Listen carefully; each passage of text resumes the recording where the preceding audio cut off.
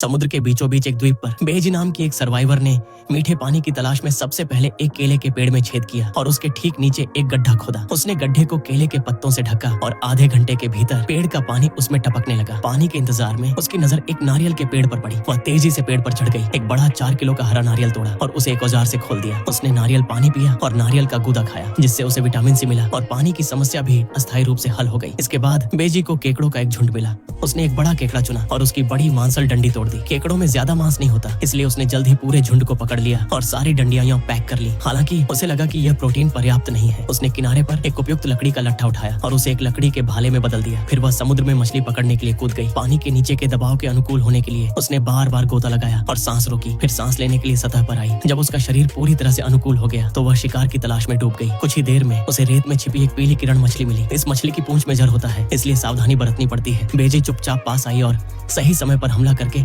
मछली के सिर में भाला मार दिया। लंबे समय तक सांस रोकने के कारण उसकी छाती में दर्द होने लगा, तो वह जल्दी से मछली को लेकर सतह पर लौट आई। किनारे पर पहुंचते ही वह केले के पेड़ के पास गई। केले के पत्तों पर पहले से ही बहुत सारा पानी जमा हो चुका था, जिसे उसने एक ही सांस में पी लिया। अब जब उसके पास भोजन और पानी दोनों थे तो उसका अगला काम एक आश्रय बनाना था। द्वीप पर बहुत सारे कीड़े मकोड़े होने के कारण झूला सबसे उपयुक्त विकल्प था। उसने कुछ ताड़ के पत्ते इकट्ठे किए, एक बांस काटा और समुद्र तट से रस्सी ढूंढी। उसने हवा को रोकने के लिए ताड़ के पत्तों से एक दीवार भी बनाई। जैसे जैसे शाम ढलती गई, बेजी ने आग जलाना शुरू कर दिया। उसने पहले पीली किरण मछली के पंख काटे और उन्हें आग के पास भूना। फिर उसने केकड़े की डंडियां यहाँ आग में डाल दी। 10 मिनट से भी कम समय में उंगलियों के आकार की केकड़े की डंडियां यहाँ छटपटाने लगी। उसने संतोष के साथ उन्हें खाया। वे रसीले और स्वादिष्ट थे। हालांकि जिस पीली किरण मछली को पकड़ने में उसने इतनी मेहनत की थी वह बहुत पुरानी और चबाने में मुश्किल थी और उतनी स्वादिष्ट नहीं थी जितनी उसने सोची थी। उसने एक रात आराम किया और अगली सुबह भारी बारिश हुई, जिससे बेजी पूरी तरह से भीग गई। लेकिन अब उसे मीठे पानी की चिंता नहीं करनी पड़ी। बारिश थमने के बाद वह नाश्ते की तलाश में समुद्र के नीचे गई। आज का सबसे भाग्यशाली कैच समुद्री अर्चिन था, जिसे समुद्र का कैवियार कहा जाता है। उसने उसकी सतह पर नुकीली चीजों को तोड़ दिया, बाहरी खोल को तोड़ दिया और भूरे रंग के खाने योग्य हिस्से को निकाल लिया। इसका स्वाद थोड़ा अजीब था, कुछ कुछ सड़े हुए अंडे जैसा, लेकिन यह जानते हुए कि इसमें गोमांस से कई गुना ज्यादा प्रोटीन होता है, उसने दर्द के बावजूद इसे खा लिया।